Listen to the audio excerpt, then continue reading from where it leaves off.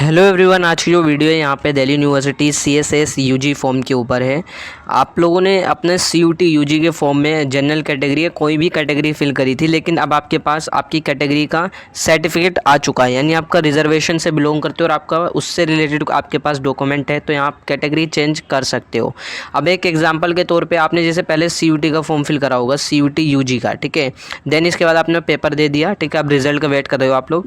जब आपने CUT UG का फॉर्म फिल करा था तो हो सकता है आपने वहाँ पे जनरल फिल करा हो, उस टाइम पे आपके पास हो सकता है EWS का सर्टिफिकेट या आपके पास हो सकता है OBC NCL का सर्टिफिकेट ना हो, ठीक है। तो अब यहाँ पे आप लोग फिल कर सकते हो अगर आपके पास कास्ट सर्टिफिकेट अब है यहाँ पर, ठीक है। तो यहाँ पे आप लोग देखते हो, ये चीज़ आप लोग देख रहे हो CSS UG का फॉर्म है।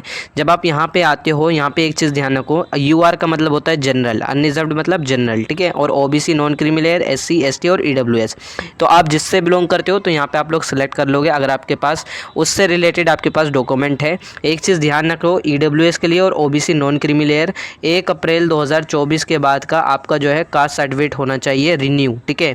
आपका जो OBC नॉन क्रीमी लेयर है और EWS से बिलोंग करते हो तो आपका सर्टिफिकेट जो है वो रिन्यू होना चाहिए, 1 अप्रैल 2024 के बाद का होना चाहिए, तो ये वैलिड माना जाएगा। और दूसरी चीज़ यहाँ पे आपका ये सेंट्रल लेवल पर होना चाहिए, ठीक है, सेंट्रल गवर्नमेंट द्वारा, ठीक है। ऐसा ना हो कि आप लोग ये सोचो कि मैं स्टेट गवर्नमेंट द्वारा इशू करवा लूँ, नहीं। देखो, दिल्ली यूनिवर्सिटी एक सेंट्रल है, ठीक है। और जितनी चीज़ें यहाँ पे रिक्वायर्ड डॉक्यूमेंट होता है, यानी आपका जो कास्ट सर्टिफिकेट होता है, ये सेंट्रल लेवल पर होता है, ठीक है। तो ये ध्यान रखना, आपका सेंट्रल होना चाहिए, जब भी आपका वैलिड माना जाएगा।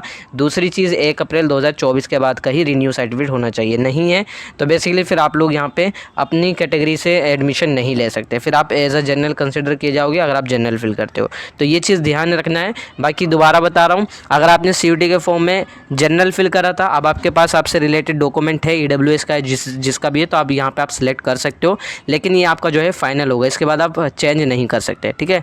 तो यही सारी चीज़ें, आई होप आपकी क्वेरी सॉल्व हुई होगी।